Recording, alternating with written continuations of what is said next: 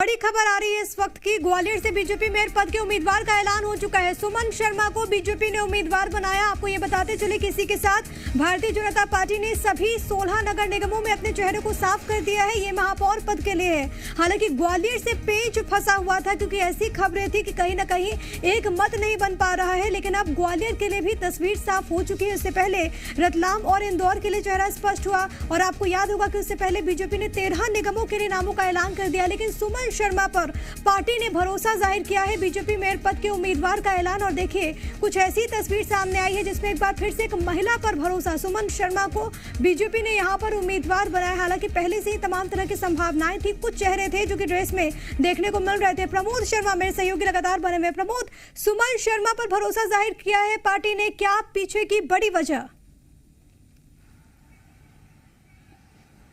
देखिए, सुमन शर्मा पर बीजेपी का मन बन गया है और बीजेपी के तमाम नेता एकजुट करते हुए बीजेपी ने मन से सुमन शर्मा के नाम पर मोहर लगा दी।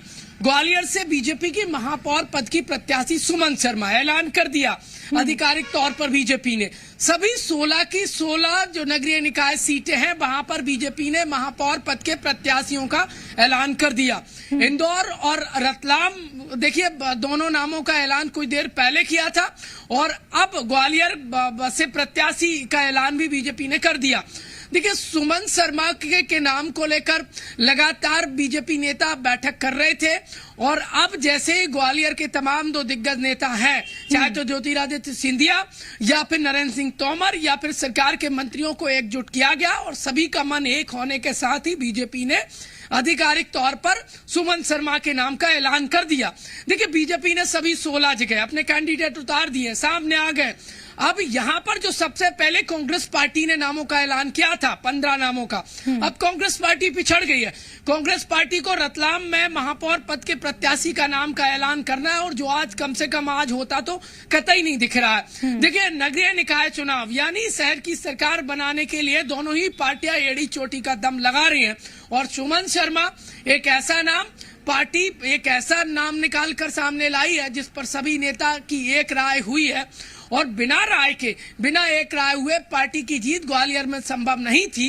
इस लिहाज से सुमन शर्मा पर कई दौर का मंथन चला। कोर ग्रुप की बैठक हुई, मिनी कोर ग्रुप भी बैठा, सीएम हाउस से लेकर बीजेपी दफ्तर में बैठक हुई। कल ग्वालियर में दिग्गज बैठे, दिल्ली से केंद्रीय मंत्री दो ग्वालियर पहुंचते हैं, बैठक करते हैं, चर्चा करते हैं। मुख्यमंत्री सुबह ही बीजेपी दफ्तर पहुंच जाते हैं और प्रदेश अध्यक्ष और प्रदेश संगठन महामंत्री से चर्चा करते हैं और अंतिम कुछ ही वक्त पहले देखिए सुमन शर्मा के नाम का ऐलान कर दिया गया। इस वक्त का सबसे बड़ा अपडेट यही है। बिल्कुल, और इसी के साथ पूरे निगमों के लिए बीजेपी ने अपने चेहरे को क्लियर कर दिया। और अगर हम पूरी सूची को देखें प्रमोद, तो कुछ बातें जो कि बहुत ज्यादा महत्वपूर्ण हो जाती हैं वो ये है कि बीजेपी ने महिलाओं को बहुत तरजीह दी है। अगर हम देखें 16 निकायों में से 7 से 8 ऐसे कैंडिडेट्स हैं जो कि महिलाएं हैं।